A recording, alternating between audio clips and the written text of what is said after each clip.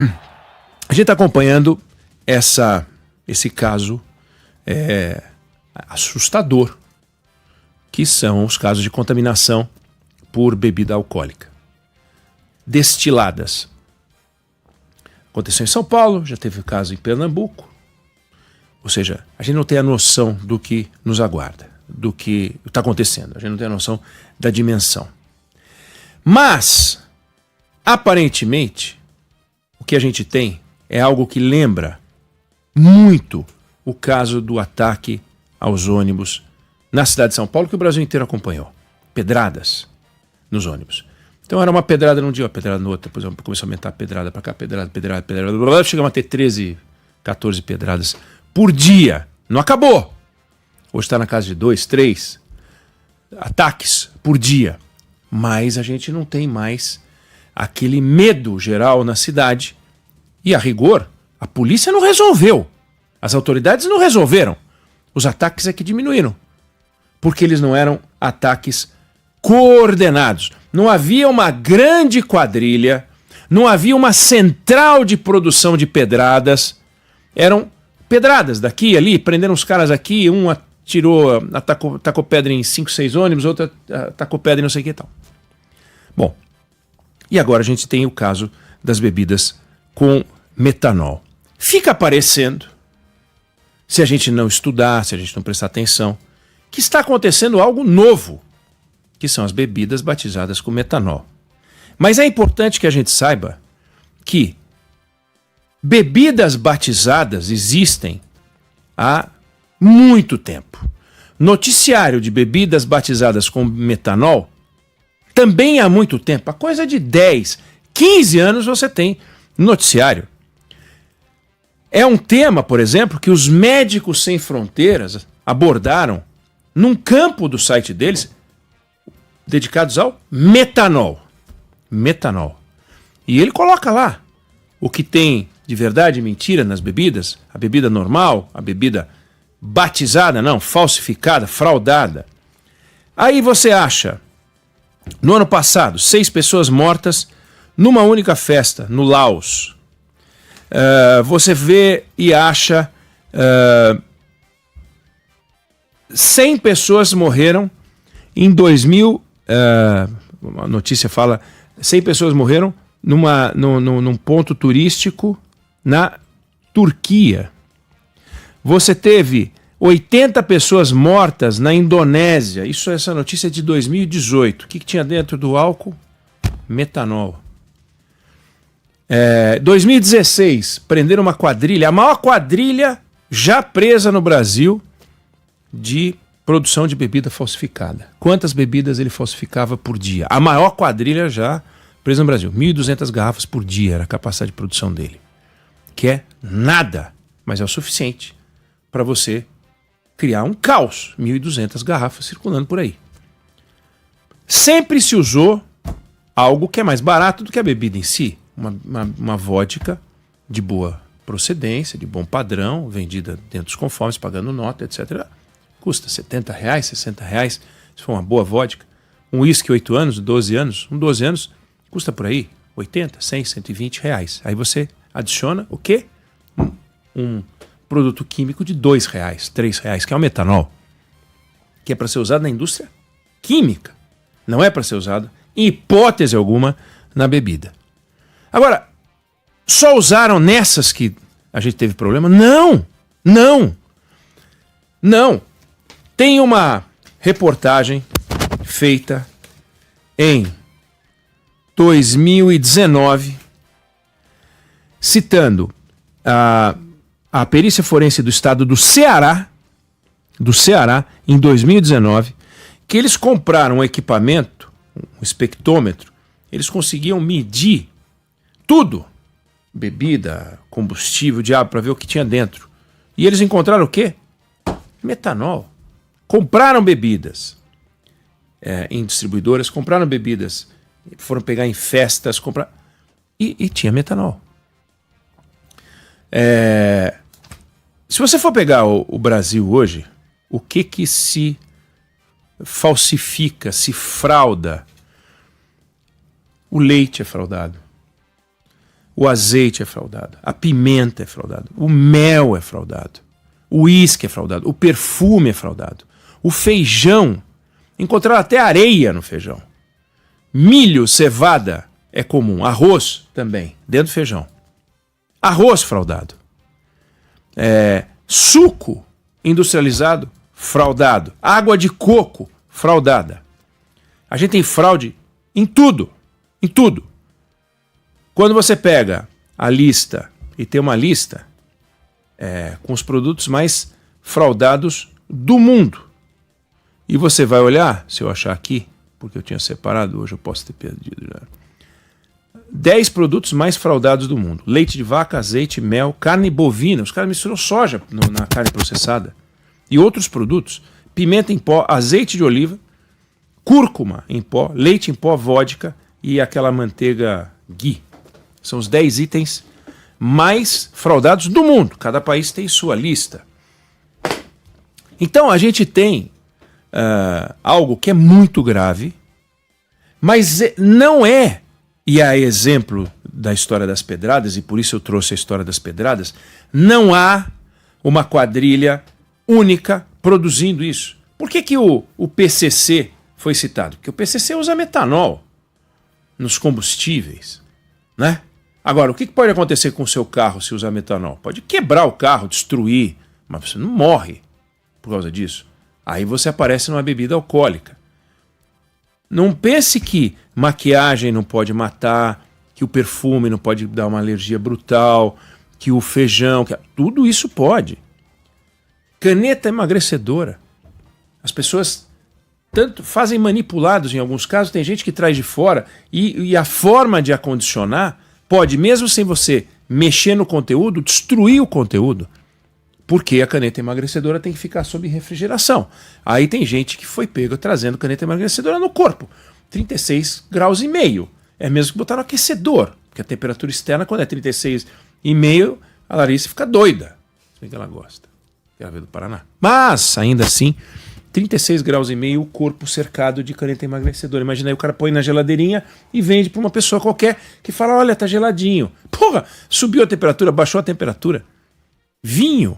A importação é ilegal. Agora, é assim, 39%, a reportagem saiu recente, das bebidas vendidas no Brasil ou são contrabandeadas, ou são fraudadas, ou são falsificadas, ou são adulteradas, etc.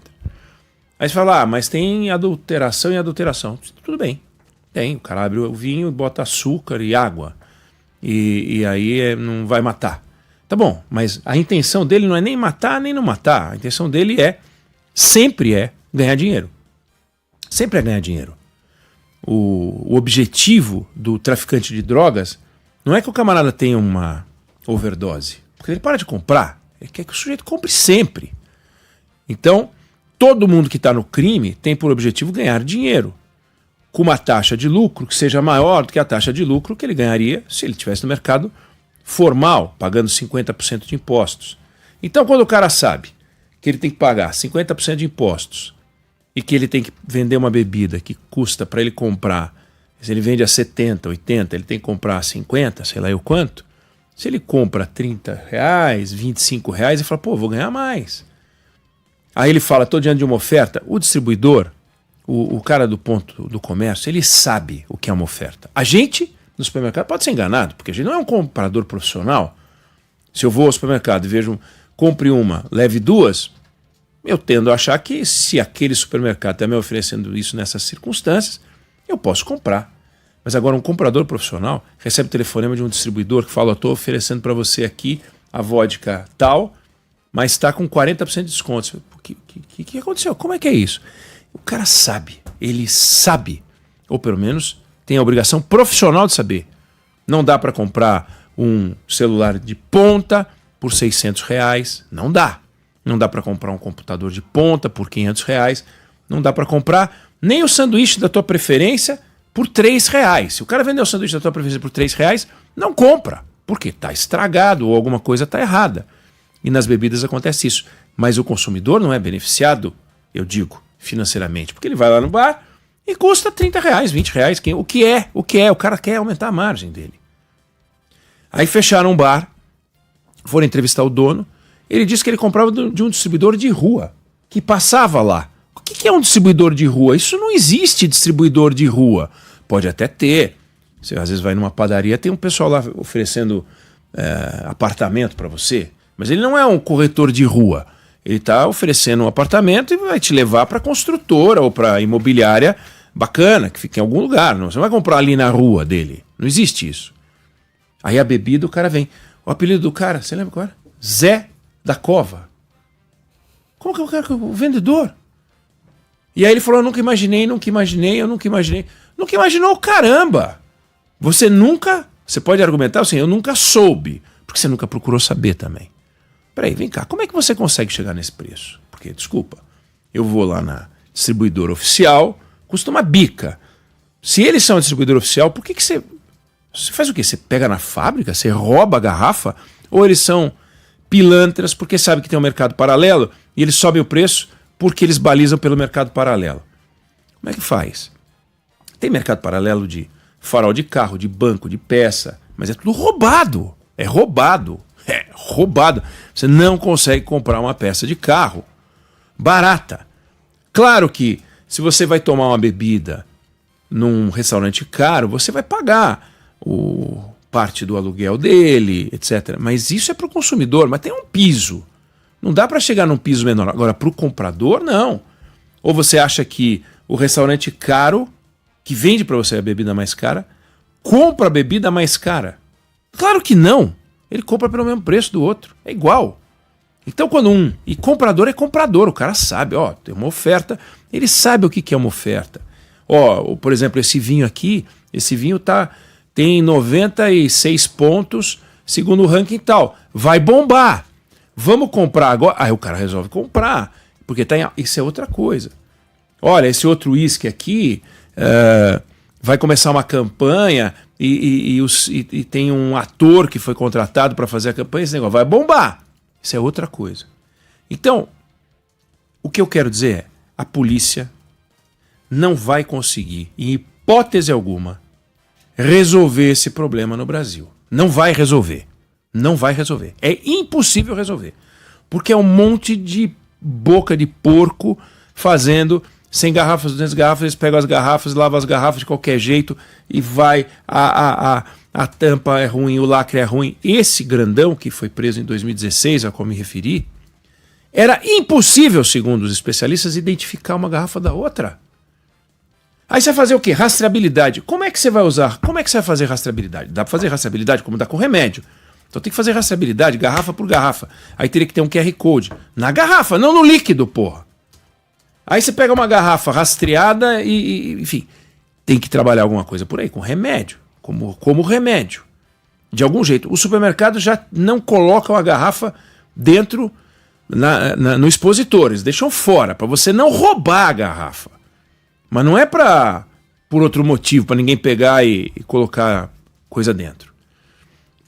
O fato é, quem faz isso são quadrilhas.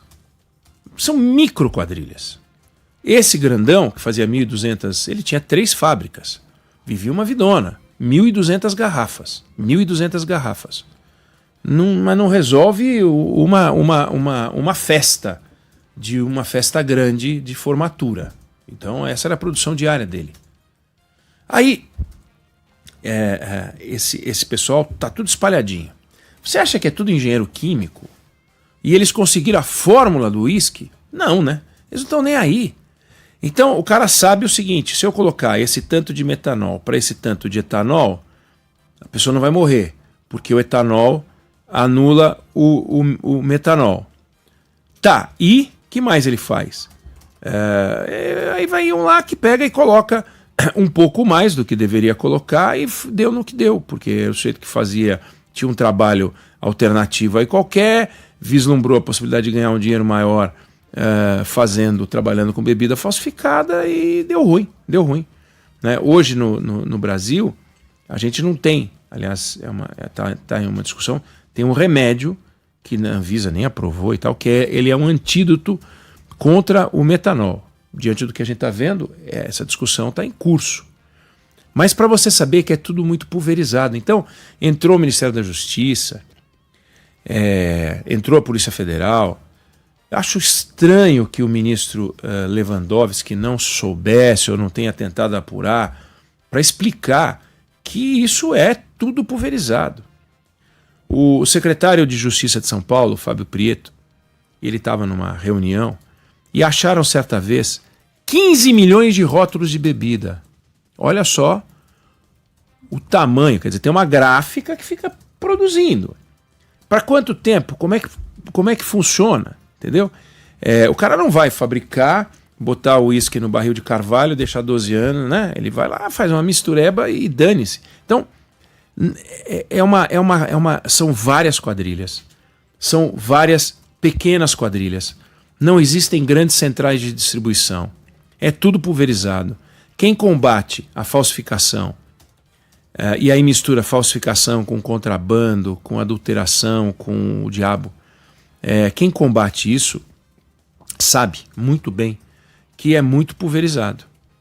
Não é a fabricação do relógio Rolex ou do tênis Nike, é diferente. É tudo muito pulverizado. Então, tem em todos os setores, tem em todos os grandes eixos de alimentos, como eu falei, carne, café, mel, e tem na bebida, tem no leite. Queijo é uma barbaridade o que tem. Fazem os exames e descobrem. Fora a baixa qualidade. Quantas e quantas vezes a gente já deu notícia falando que os queijos provados tinham uma taxa de coliforme fecal maior do que não sei o quê. Coliforme fecal. O que é coliforme fecal? Não preciso falar, né? Cocô no queijo. E as bebidas, a gente tem uma fantasia de falar, no passado a gente ouvia dizer que as bebidas eram batizadas. Mas eles punham água. Você vê, com 30 ml de metanol, a pessoa morre. Uma jovem que tomou 3 caipiroscas, quantos ml de metanol ela pode ter tomado? Porque tem gelo, tem a fruta, tem...